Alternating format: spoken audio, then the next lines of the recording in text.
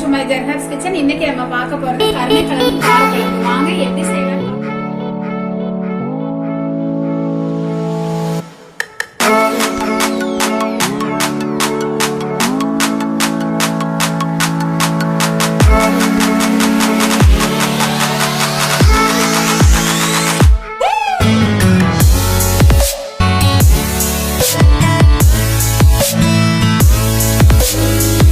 கருணைக்கிழங்கு புளிக்குழம்பு வைக்க போறோம். கருணைக்கிழங்கு புளிக்குழம்பு அப்படின்னாவே அது ரொம்ப சுவையானது, உங்க எல்லாருக்குமே தெரியும். அது மட்டும் இல்ல, கருணைக்கிழங்குல அதிகமான கால்சியம் சத்து இருக்கு.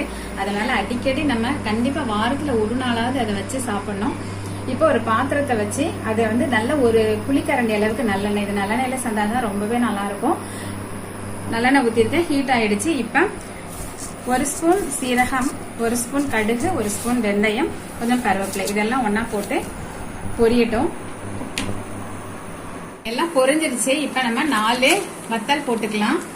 அதோட ஒரு 10 சின்ன வெங்காயம் பாதி பாதியா கட் பண்ணி வச்சிருக்கேன், அதையும் போட்டுக்கலாம். ஒரு 10 பூண்டு, பெரிய பல் பூண்டு, அதையும் பாதி பாதியா கட் பண்ணி வச்சிருக்கேன், அதையும் போட்டு நல்லா பொன்னிறமா வதக்கிக்கலாம். நல்ல ஓரளவு கண்ணாடி மாதிரி வெங்காயம் வதங்கிடுச்சு. இந்த ஸ்டேஜ்ல நம்ம ஒரு அரை ஸ்பூன் கிட்ட மிளகாய் பொடி, வத்தல் பொடி மட்டும் போடுறோம். இது வந்து அந்த குழம்பு வந்து எல்லாம் செஞ்சு முடிச்சதுக்கு அப்புறம் பாத்தீங்க அப்படின்னா அப்படியே மேல வந்து எண்ணெயா நிற்கும் போது ஒரு கலர்ஃபுல்லா அழகா இருக்கும். அதுக்காக தான் இது போடுறேன் கொஞ்சமா. இது வந்து குழம்பு மிளகாய் தூள், இது வீட்டிலேயே ரெடி பண்ணது.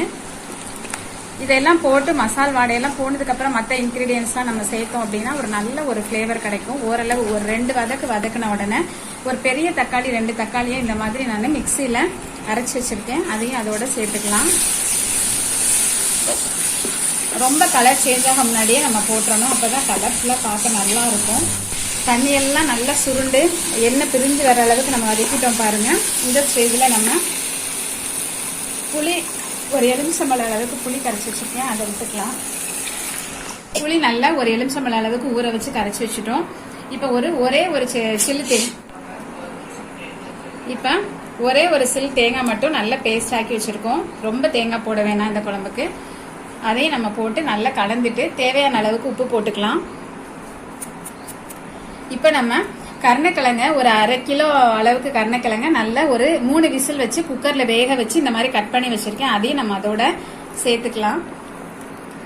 சேர்த்து நல்லா கலந்து விட்டுட்டு மூடி வச்சு ஒரு 10 நிமிஷம் ஆனதுக்கு அப்புறம் மேல எண்ணெய் பிரிஞ்சு வரும்போது நம்ம இறக்க வேண்டியதான்.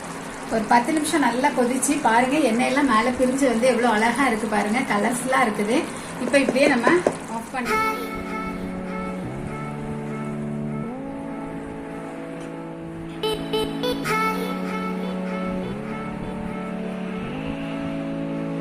சூப்பரா கருணைக்கிழங்கு புளிக்குழம்பு ரெடி ஆயிடுச்சு. இதே மாதிரி வீட்டுல நீங்க ட்ரை பண்ணி பாருங்க. உங்களுக்கு பிடிச்சிருந்தா ஃப்ரெண்ட்ஸ் அண்ட் ரிலேட்டிவ்ஸ்க்கு ஷேர் பண்ணுங்க. மறக்காம சேனலை சப்ஸ்கிரைப் பண்ணுங்க. Okay, bye friends.